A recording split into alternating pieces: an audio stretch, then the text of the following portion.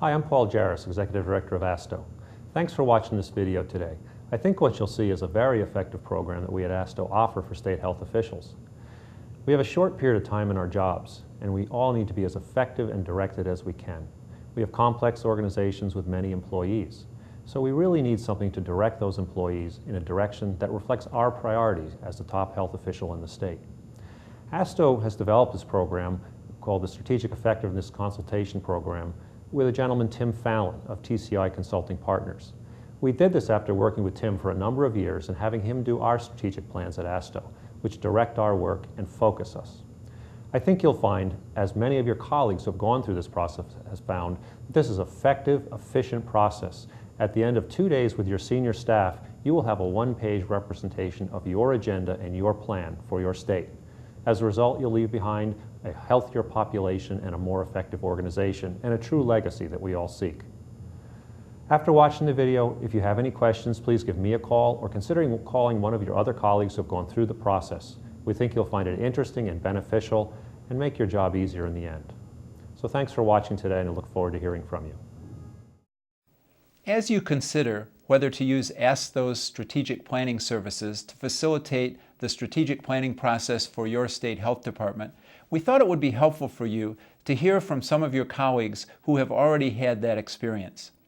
The clips you're about to view were filmed at an ASTHO annual meeting as Kenneth Robinson, Diane Mandernock, Janet Olszewski, and Terry Dwelly discussed how their state went through the process, the benefits that their leadership team experienced from it, and how it led to their implementation planning efforts. Let's look at the clips. Their experiences, and I think what is most telling is that over the next few weeks, the comments from the staff were not even so much about the strategic plan, the map, and we'll talk about that if we'd like, but they really enjoyed the time together.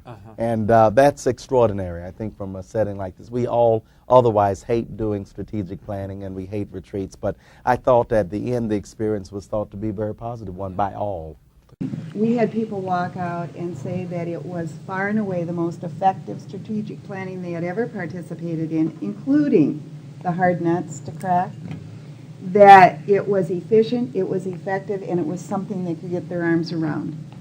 So one of the things that was very fruitful about this was for 2 days, everybody sat around and they got outside their world, their silo, which we work hard to do every day, but they got to appreciate that they were part of a whole, and that maybe these other people over here weren't crazy. Maybe there were some synergies that we could work across lines between public health and mental health. Maybe public health knew something about how to do suicide prevention. Maybe Medicaid really wasn't just the great sucking sound in state government. And so I think it really built some camaraderie as well as moving us forward.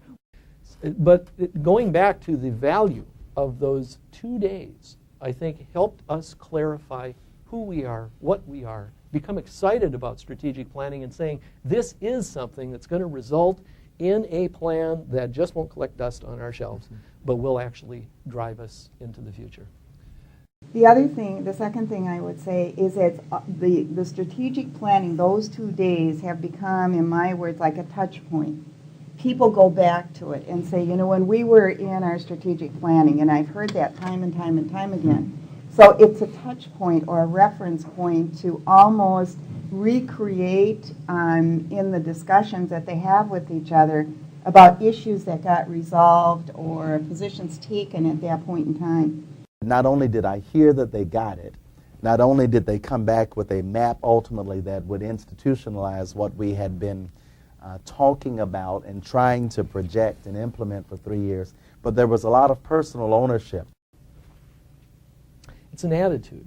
I think we saw an attitude change that took place in some of our senior leadership. Like an enthusiasm. We're moving away from a strategic plan that may not have been well defined, and all of a sudden we are looking at the future and saying, what kind of impact can we have on North Dakota? As you heard from your colleagues, the strategic planning process has real potential for giving the department a clear direction, improving your ability to communicate that direction within the department to the governor, to the legislature, and the people of your state. We hope that you'll ask any questions that you might want to of ASTHO to learn more about this valuable service. In addition, ASTHO will be glad to put you in touch with your colleagues who have already experienced it so that you can speak with them firsthand about the way it's benefited their state. We hope you'll consider this valuable service. We think it has enormous potential to bring real value to your state and its people. Thank you.